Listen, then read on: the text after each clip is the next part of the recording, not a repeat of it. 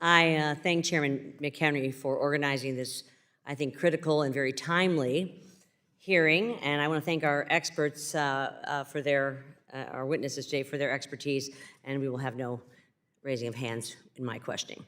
I spent the weekend tracking the progress of the Chinese spy balloon as it flew unimpeded over U.S. skies, surveilling sensitive military sites, my own Whiteman Air Force Base, civilian centers across the country, including all across the 2nd Congressional District of Missouri.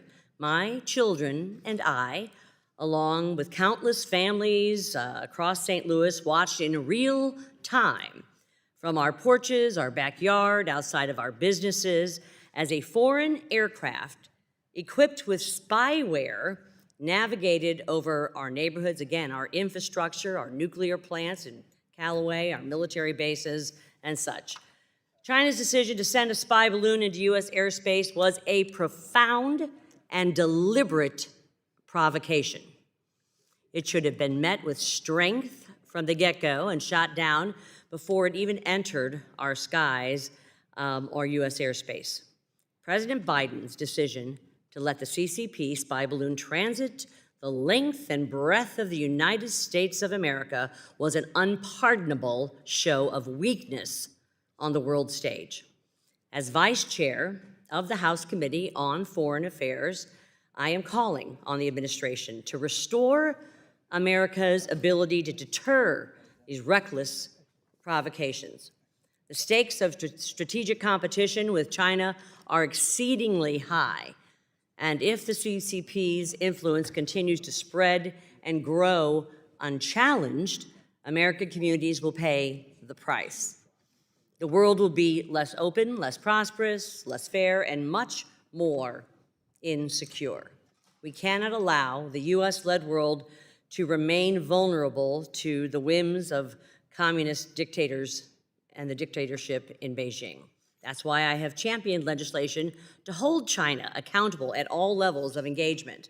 My bill, the Compensation for Americans Act, would insulate America's vulnerable supply chains from over-reliance on China, allow U.S. companies that have been attacked by Chinese hackers to strike back, and prevent China from manipulating developing country designations to obtain preferential treatment in international organizations.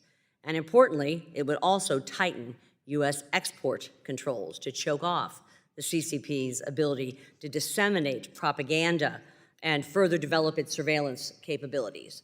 I believe we have a duty to stand up to the nations that refuse to play by the rules. And when we demonstrate strength and resolve in the face of China's bullying and brinkmanship, we make the world a safer and more prosperous place.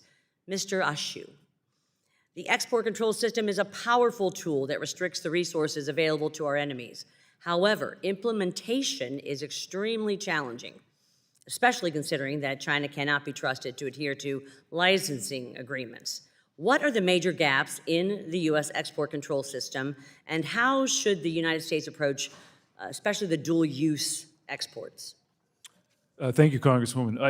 I actually mentioned in my opening comments that we actually need a different approach when it comes to things like complex supply chains, because there are methods for multilateral control that exist right now.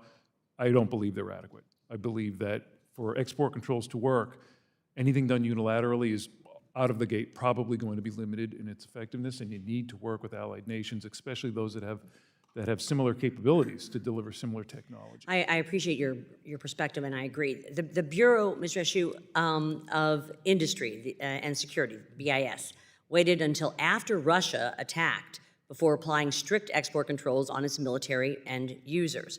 Yet the buildup of Russian forces on the Ukrainian border, which no doubt posed a significant threat to the U.S. interests, certainly met BIS's criteria for aggressive controls. Clearly, waiting until after the invasion to apply export controls neither prevented nor deterred Russian aggression from Ukraine. What were the failures of BIS strategy in the run-up to the invasion of Ukraine, and how should the U.S. incorporate lessons learned to deter aggression against, for example, Taiwan? So I might say BIS is responsible for the dual-use export controls, which by its nature, contains a lot of commercial technology. I'm not exactly sure where BIS was failing in restricting dual-use controls in the lead-up. The military, there should have been 0 to nothing in terms of military shipments. So I'd like to know more about the question you're asking, because that would be a very sobering. It would be. Gentleman's time has My expired. time's expired, and I yield back, Mr. Chair.